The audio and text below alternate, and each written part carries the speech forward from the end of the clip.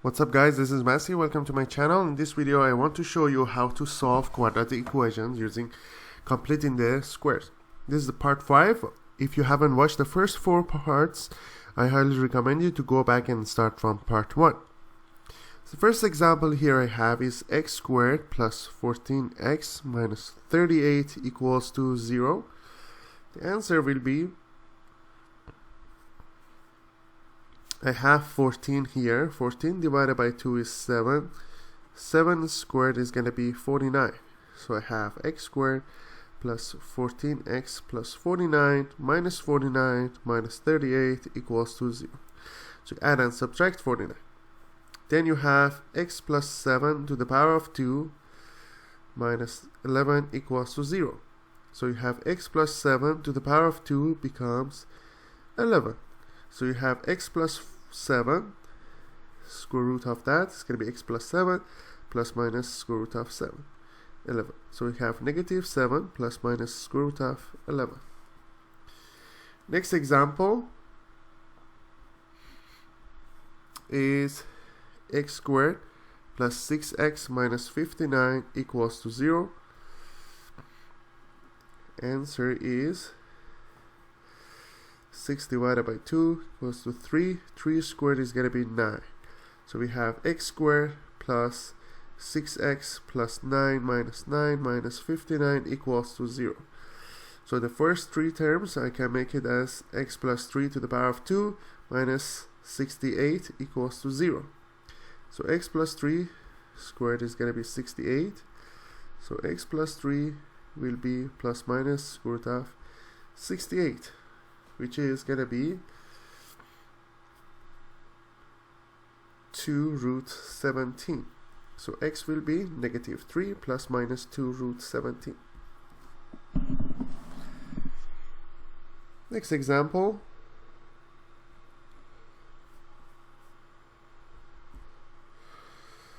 We have x squared plus 14x minus 51. Answer will be 14 divided by 2 is going to be 7. 7 squared is going to be 49. So that will be x squared plus 14x plus 49 minus 51 equals to 0. So we have x plus 7 squared. The first 3 terms is going to be x plus 7 squared.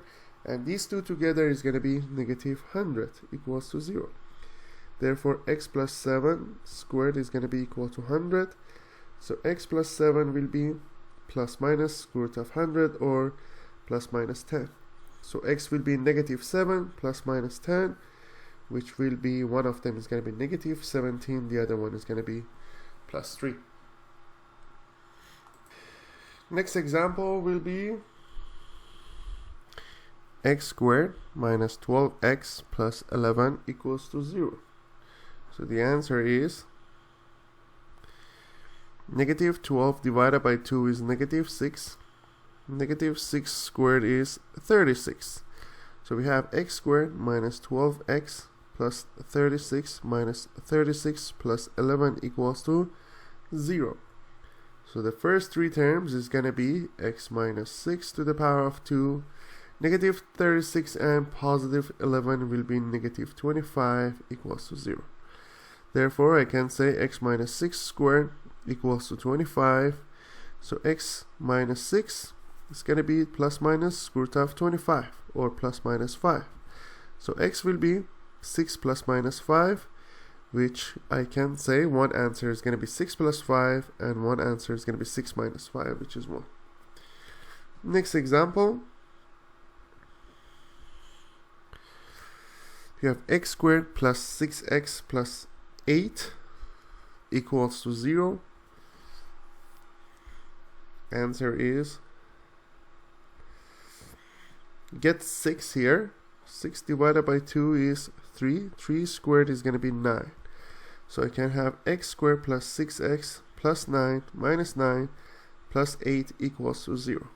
So I have x plus 3 to the power of 2 for the first 3 terms, and negative 9 plus 8 is going to be negative 1 equals to 0. Therefore x plus 3 to the power of 2 will be positive 1.